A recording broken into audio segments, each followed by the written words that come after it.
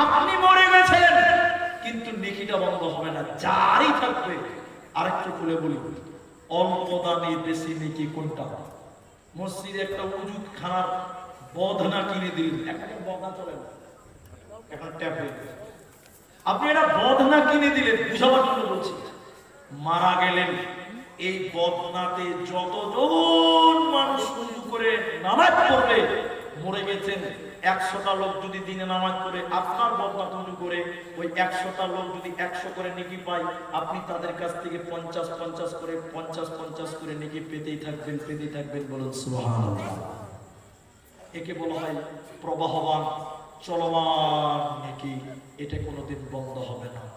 আরেকটা কথা বলবো, যে আপনাদের মাদ্রাসার দিকে আমি তাকাবো, কেউ ধৈর্য হারা হবে না, দান করবেন না, বসে থাকতে হবে, বসে থাকবেন।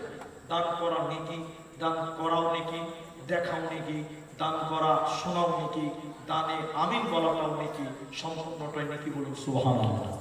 আরেকটা কথা বলছি এই জন্য, মা আপনার মারা গেছে, আপনি কেঁদে কেঁদে কেঁদে কেঁদে দোয়া করছেন।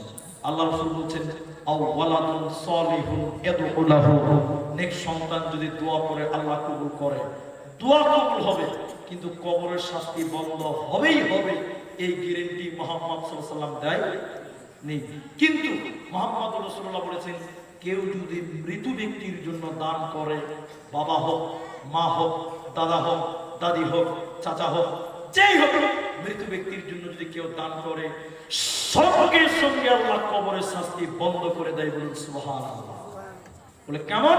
বলে আগুনে পানি ঢেলে দিলে যেমন আগুন নিভে যায়, মৃত ব্যক্তির জন্য যদি কেউ দান করে, যেই হোক না কেন, আল্লাহ নবী বলছেন সঙ্গে সঙ্গে তার কবরের শাস্তি বন্ধ হয়ে যায়। বলুন সুবহানাল্লাহ। তাই আপনারা যদি বসে থাকেন, আবার বয়ান শুরু করবেন ইনশাআল্লাহ, তবে মাদ্রাসা জালসা এই দিকটা তাকাতেই হবে, না হলে উপায় নাই। আমি আপনাদেরকে বলতে চাই, নিজের ভাই মারা গেছে, নিজের বাপ মারা গেছে, যে বাপ কষ্ট করে মানুষ করেছে, ধান কেটে মাটনা মেরে মানুষ করেছে, সেই বাবা